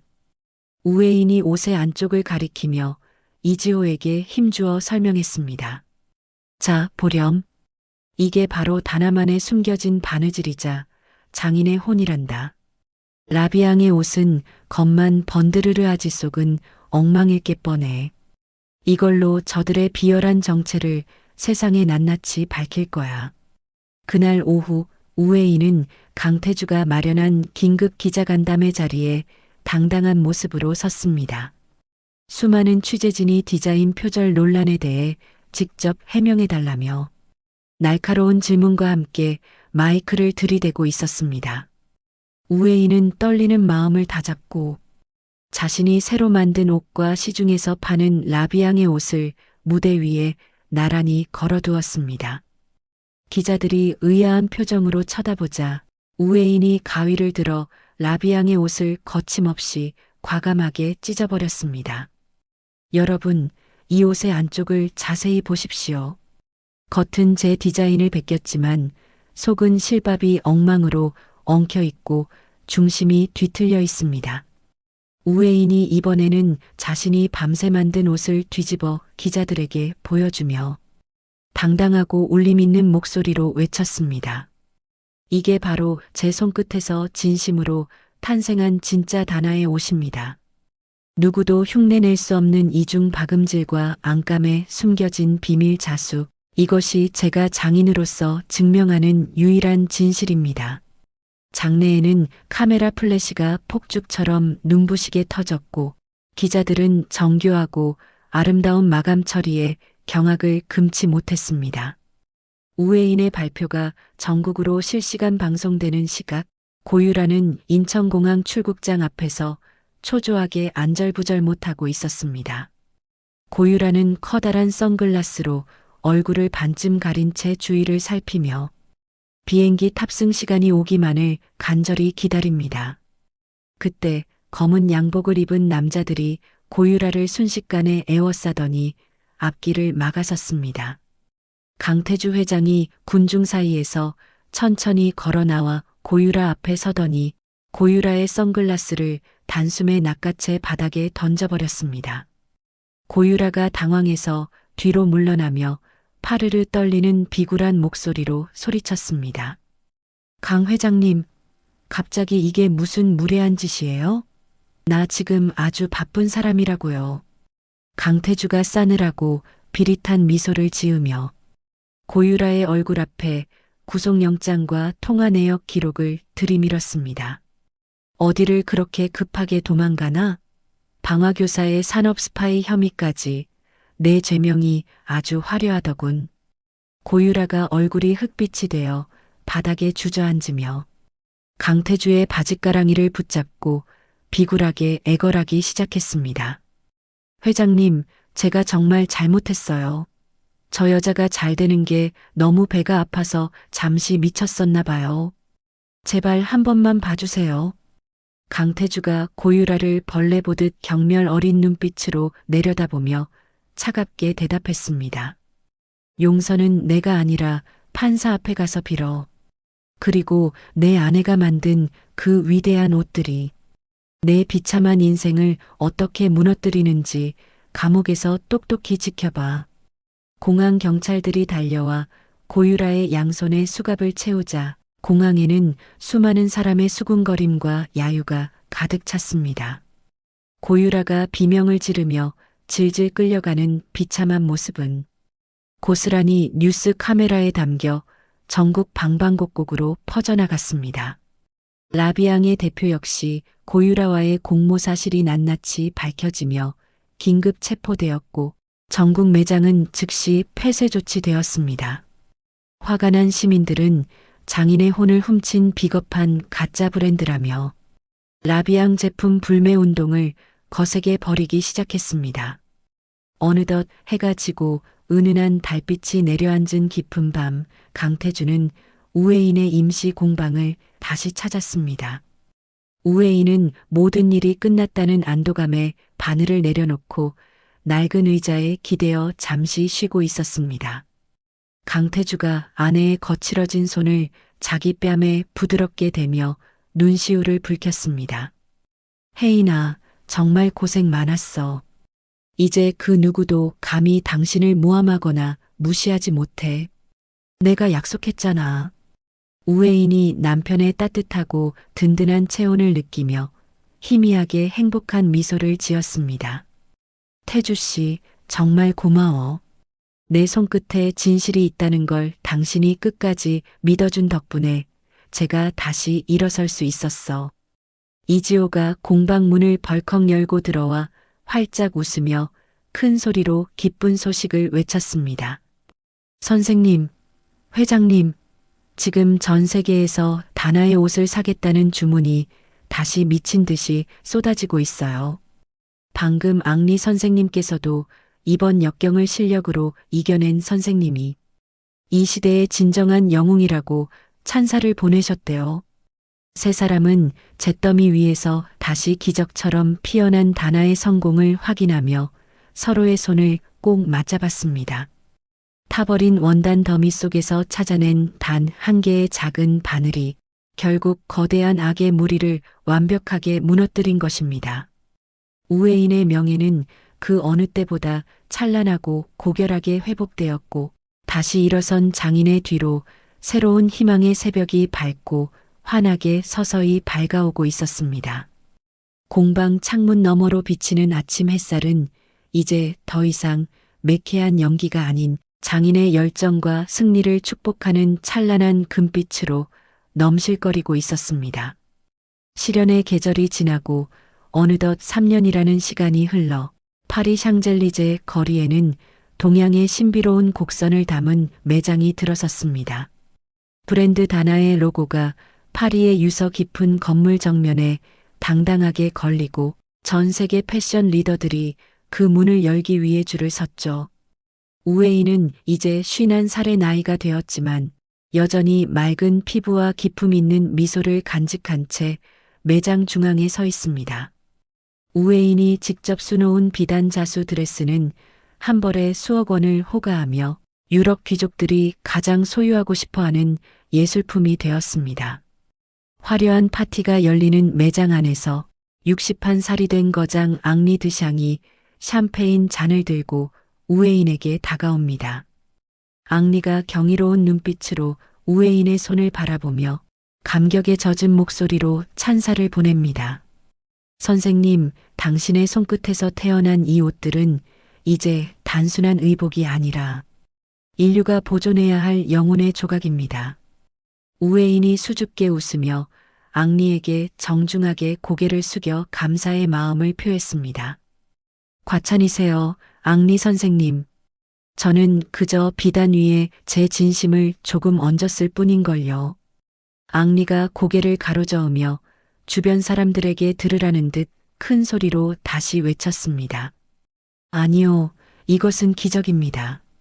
화마조차 태우지 못한 장인의 혼이 전 세계를 감동시키고 있는 것입니다.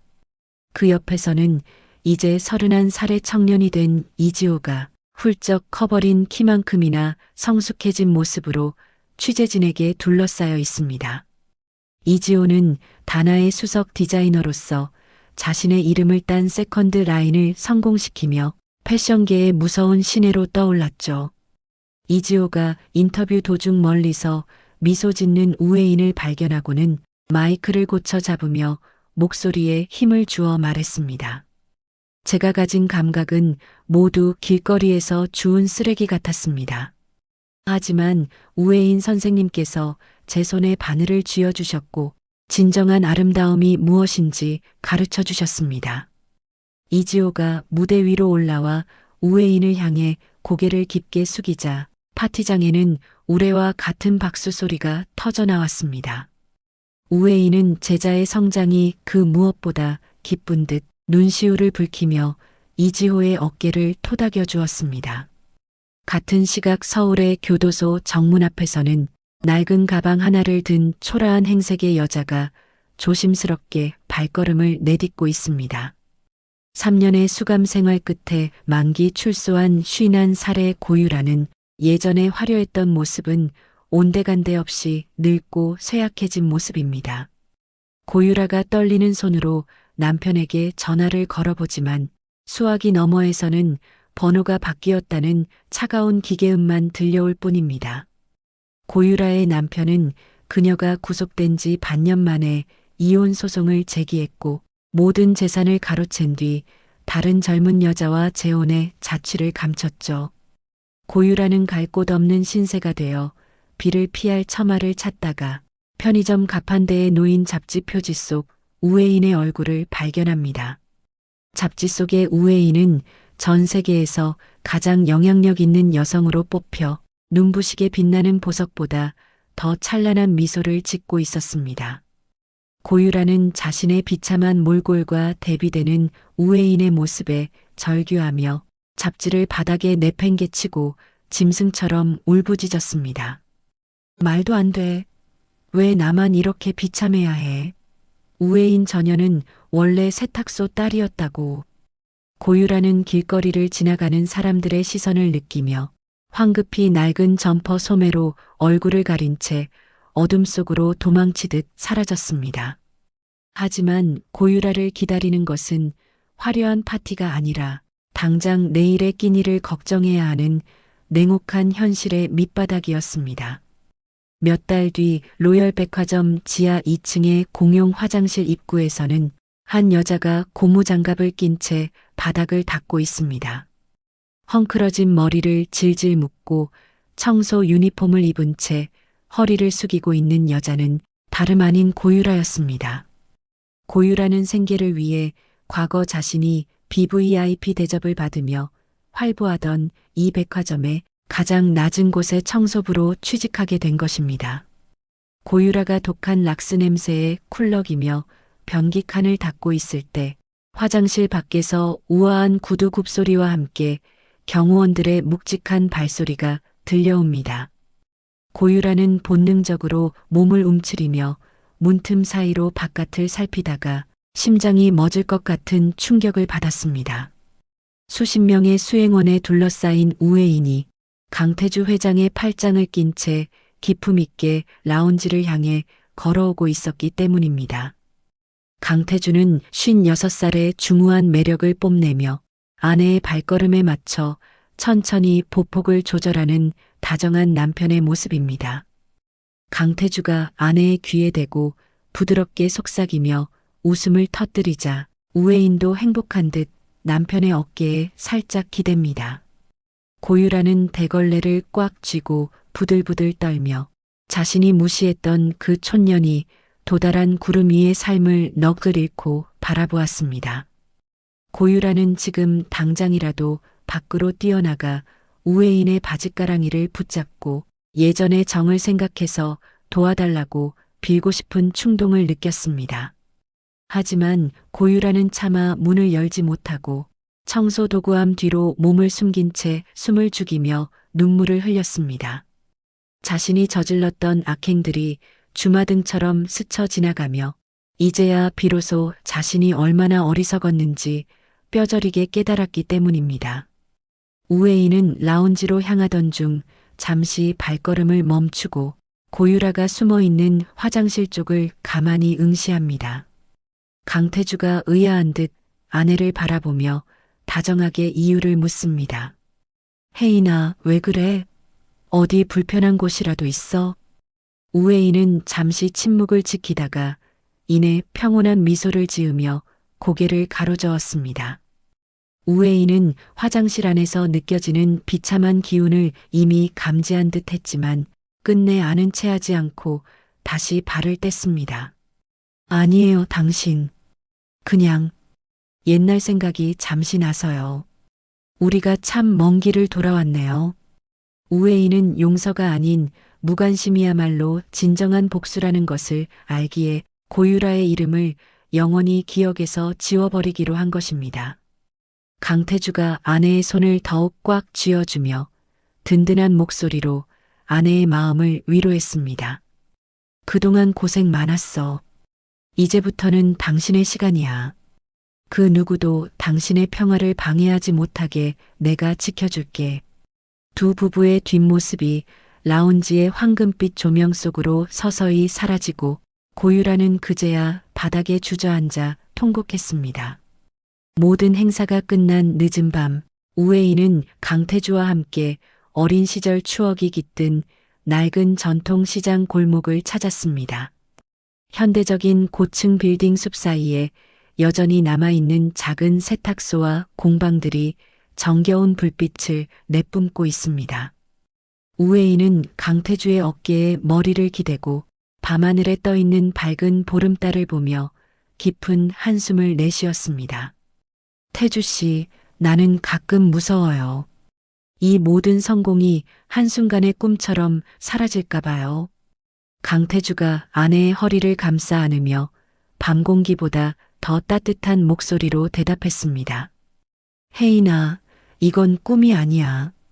당신이 바늘기에 실을 꿰며 보냈던 그 수만 번의 시간이 만들어낸 진실이야. 우회인은 가방에서 작고 낡은 바늘 하나를 꺼내 달빛에 비추어 보았습니다. 그 바늘은 화재 속에서도 살아남았고 고유라의 음모 속에서도 꺾이지 않았던 우회인의 영혼과도 같은 물건입니다. 우회인이 바늘을 손에 꼭 쥐며 나직하지만 울림 있는 목소리로 세상 모든 장인에게 전하듯 을조렸습니다. 진정한 명품은 가격표에 있는 게 아니었어요. 그것을 만드는 사람의 손길과 시련 속에서도 지켜낸 그 사람의 품격에 있었던 거죠. 강태주가 아내의 이마에 부드럽게 입을 맞추며 두 사람의 그림자가 골목길에 길게 늘어집니다. 세탁소 집 딸에서 세계적인 거장으로 시련을 딛고 일어선 장인의 우아하고도 위대한 여정이 이제 새로운 장을 열고 있었습니다. 우회인과 강태주 두 사람은 서로의 손을 맞잡은 채 보름달을 향해 천천히 걸어갔습니다. 골목 안쪽에서는 누군가 늦은 밤까지 미싱을 돌리는 소리가 리드미컬하게 들려오며 새로운 희망을 노래하고 있었습니다. 가장 낮은 곳에서 시작해 가장 높은 곳에 닿은 우회인의 삶은 이제 수많은 사람에게 영감이 되어 찬란하게 빛나고 있었습니다. 잿더미 속에서도 결코 타지 않았던 장인의 자부심이 깊어가는 밤을 따뜻하게 비추며 긴 이야기에 막을 내립니다. 우회인의 입가에 걸린 평온한 미소는 이제 그 어떤 풍파에도 흔들리지 않을 만큼 단단하고 아름다웠습니다. 세상의 모든 조롱과 무시를 이겨낸 진정한 승자는 오직 자신의 진심을 믿고 묵묵히 길을 걸어온 우회인 바로 그녀였습니다. 겉모습만 보고 사람을 판단했던 동창들의 최후를 보니 참 많은 생각이 드는 이야기였습니다. 진정한 명품은 화려한 브랜드가 아니라 시련 속에서도 묵묵히 자신의 길을 걷는 사람의 품격에서 완성된다는 사실을 다시금 깨닫게 됩니다. 혹시 지금 힘든 시간을 보내고 계신 분이 있다면 혜인 씨처럼 여러분 안에 숨겨진 고귀한 가치를 믿고 끝까지 힘내셨으면 좋겠습니다. 남을 깎아내려 얻은 행복은 결국 모래성처럼 허무하게 무너진다는 사실도 우리 모두 잊지 말아야겠지요. 오늘 이야기가 여러분의 가슴속에 따뜻한 위로와 통쾌한 울림이 되었기를 진심으로 바랍니다. 이야기를 끝까지 들어주신 분이 계시다면 잘 들었다고 댓글 하나만 남겨주세요. 지금까지 똑순이 사랑방이었습니다. 감사합니다.